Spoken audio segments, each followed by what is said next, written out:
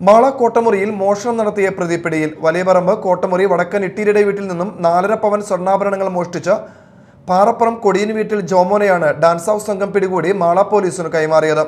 മോഷണ മുദ്രകൾ പ്രതിയിൽ നിന്നും കണ്ടെത്തി. കഴിഞ്ഞ ചൊവ്വാഴ്ച പുലർച്ചെയാണ് ഇട്ടീരയുടെ വീട്ടിൽ മോഷണം നടന്നത്. രാത്രി സമയങ്ങളിൽ കാൽനടയായി സഞ്ചരിച്ച് ജനലുകൾ തുറന്നു കിടക്കുന്ന വീടുകൾ കണ്ടാൽ അവിടേക്ക് കയറുകയും ജനലിലൂടെ കൈ കടത്തി ആഭരണങ്ങൾ മോഷ്ടിക്കുകയും ജനലിലൂടെ കൈയെത്തിച്ച് വാതിൽ തുറന്ന് അകത്തു കയറി മോഷണം നടത്തുകയുമാണ് ഇയാളുടെ രീതി. മാളയിലും പരിസര പ്രദേശങ്ങളിലും മോഷണം വ്യാപകമായതിനെ തുടർന്ന് ജില്ലാ പോലീസ് മേധാവി പ്രത്യേക അന്വേഷണ സംഘത്തെ രൂപീകരിക്കുകയും തുടർന്ന് സമാന കുറ്റകൃത്യങ്ങളിൽ ഏർപ്പെട്ടവരെ നിരന്തരം നിരീക്ഷിച്ചതിൽ നിന്നുമാണ് പ്രതിയിലേക്ക് എത്തിച്ചേർന്നത്.